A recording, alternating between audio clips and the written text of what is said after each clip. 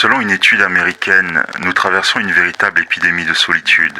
Un adulte sur 4 dit se sentir complètement isolé, déconnecté, seul. Mais toi qui m'écoutes, tu as choisi de couper les ponts. Tu as regardé ton téléphone, tu as vu son nom apparaître et tu as décidé, pas aujourd'hui, plus jamais. Et voilà ce dont personne ne parle. Tu ne te sens pas seul, tu ne te sens pas brisé de l'intérieur. Tu ne t'es peut-être jamais senti aussi en paix. Alors la vraie question est celle-là. Quand est-ce que tout a commencé? Quand es-tu devenu cette personne qui s'éloigne et ne se retourne plus jamais? Tu n'as pas toujours été comme ça. Il fut un temps où tu étais celui sur qui on pouvait compter, l'ami qui répondait à 2 heures du matin, le membre de la famille qui calmait les tensions, le partenaire qui absorbait les problèmes de tout le monde comme une éponge. C'était toi qu'on appelait quand tout s'écroulait. Et toi, tu répondais à chaque fois. Tu écoutais les mêmes plaintes, tu donnais les mêmes conseils et tu les regardais les ignorer, puis revenir malgré tout, encore et encore. Jusqu'au jour où quelque chose a changé, tu n'as pas décroché et le monde ne s'est pas effondré. En réalité, tout est devenu plus silencieux, plus calme. Ce moment-là, ce n'était pas de la faiblesse que tu manifestais. Ton cerveau faisait exactement ce pourquoi il a été conçu. Les psychologues ont un nom pour cela et ce nom change complètement la manière de voir ce que tu vis. Le docteur Stephen Porges appelle ça la théorie polyvagale. Ton système nerveux fonctionne selon différents états et l'un d'eux est spécifiquement conçu pour te protéger. Quand tu as été vidé trop de fois, quand les gens ont pris plus qu'ils n'ont donné, ton cerveau ne demande pas la permission, il bascule. Il te fait passer du mode de connexion sociale à ce que les chercheurs appellent la réponse vagale dorsale.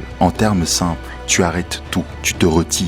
Tu économises ton énergie. Pas parce que tu es brisé encore une fois, mais parce que ton système nerveux fait son travail. Il protège ton énergie comme si c'était une ressource limitée. Parce que oui, ça l'est. Mais voici la vraie question. Où est-ce que ton système nerveux a appris au départ que les autres étaient une menace? Pour beaucoup, la réponse remonte bien plus loin qu'on ne veut l'admettre. Peut-être que tu as appris à lire une pièce avant même de savoir lire un livre, à analyser le visage de tes parents dès qu'ils passaient la porte, à comprendre qu'une humeur pouvait changer toute l'atmosphère. Le psychologue Murray Bowen appelle ça la coupure émotionnelle. C'est ce qui se produit quand un enfant comprend que la proximité a un prix, que l'amour et l'imprévisibilité viennent ensemble. Alors tu t'es adapté. Tu es devenu celui ou celle qui ressent la tension avant qu'elle ne soit dite. Celui qui comprend sans que l'on parle. Celle qui a appris que l'endroit le plus sûr était souvent la solitude. Et aujourd'hui, à l'âge adulte, ce même schéma se reproduit. Chaque fois que quelqu'un s'approche un peu trop, ce n'est pas un défaut, c'est un plan. Un plan que ton toi, plus jeune, a dessiné pour survivre. Mais c'est là que tout devient plus complexe. Parce qu'il y a une différence réelle entre te protéger et construire des murs qui excluent tout le monde autour de toi. Et cette différence, la plupart des gens ne la voient jamais. Voici la vérité sans filtre. Toutes les ruptures ne se valent pas. Une étude rapporte que l'isolement social prolongé augmente le risque de maladie cardiaque de 29%, les risques d'AVC de 32%. Mais ce n'est pas seulement émotionnel,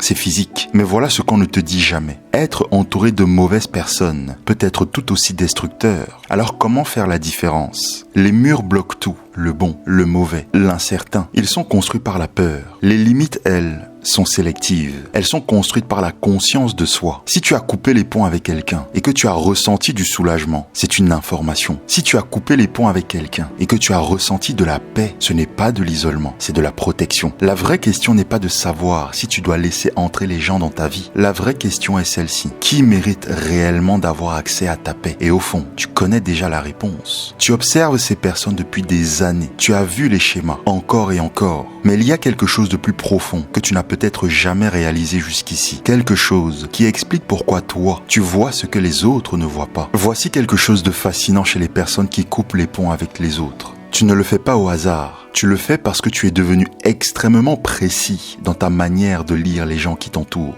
Cet ami qui n'appelle que lorsqu'il a besoin de quelque chose. Tu l'as compris dès le 2e mois. Ce membre de ta famille dont les compliments ont toujours un prix. Tu as appris son rythme il y a des années. Cette personne qui t'inonde d'attention puis disparaît du jour au lendemain. Tu as vu le schéma avant même qu'il se termine. Une étude publiée en 2023 a montré que les personnes ayant vécu un stress émotionnel précoce développent une activité accrue dans les zones du cerveau liée à la détection des menaces. En d'autres termes, ton cerveau est devenu extrêmement bon pour lire les autres. Des chercheurs de l'université de l'Iowa ont également observé que le lobe frontal, la partie de ton cerveau impliquée dans les décisions sociales complexes, travaille davantage chez les personnes ayant ce type de parcours. Tu n'es pas paranoïaque, tu n'es pas sensible. Tu traites simplement l'information sociale à un niveau que la plupart des gens n'atteignent jamais. Cette capacité à sentir quand quelque chose ne va pas, ce n'est pas un défaut, c'est des milliers d'heures d'observation transformées en système d'alerte. Et quand ce système te dit, cette personne va te vider, tu as appris à t'écouter. Alors non, tu n'es pas seul, tu n'es pas brisé de l'intérieur, tu es simplement devenu sélectif. Et il existe un mot pour ce que tu vis réellement, un mot que la plupart des gens confondent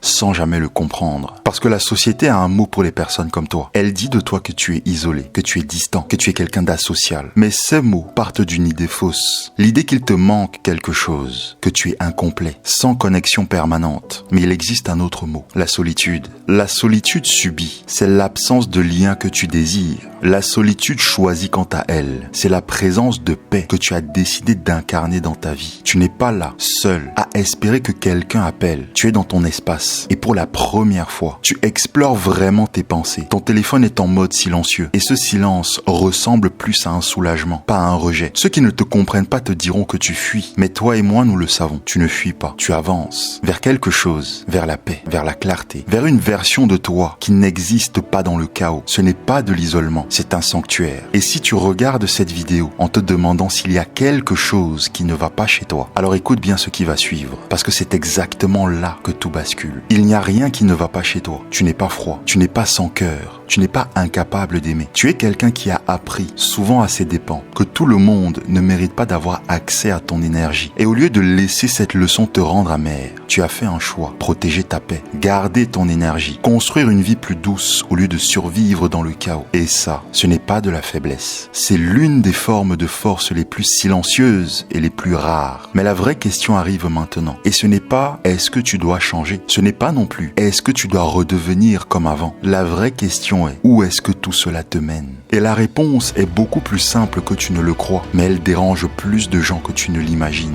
Une étude menée pendant 75 ans par Harvard est arrivée à une conclusion simple. Ce qui compte, ce n'est pas le nombre de personnes qui font partie de ta vie, c'est la qualité de ces personnes. Si ton cercle est restreint, mais composé de personnes qui te voient vraiment, te respectent, qui ne te vident pas, alors tu ne fais pas les choses de travers, tu les fais correctement. Et peut-être que ce que tu vis aujourd'hui n'est pas une perte, mais une sélection naturelle, une épuration silencieuse dans tes relations, une manière de laisser tomber le bruit pour enfin entendre ce qui compte vraiment pour toi. Alors, si cette vidéo t'a donné une forme d'autorisation que tu ne savais même pas que tu attendais, écris-le en commentaire et pense à t'abonner parce que c'est dans ce sanctuaire éternel que tu viendras toujours trouver des réponses à toutes ces questions que tu te poses sur toi-même. Mais voici la chose la plus cruciale que tu dois retenir de cette vidéo. Comprendre pourquoi tu coupes les ponts avec tout le monde. Ce n'est que la première étape. La vraie question c'est, pourquoi certaines personnes continuent à te drainer même avec de la distance? Et ça, la plupart des gens ne le voient jamais. Dans la vidéo qui va s'afficher à l'écran, tu vas découvrir pourquoi tu aimes tant rester chez toi et les raisons pour lesquelles tu préfères aujourd'hui ta propre compagnie à celle des autres. Clique sur cette vidéo maintenant avant de continuer à te juger pour cette singularité qui fait tout ton charme.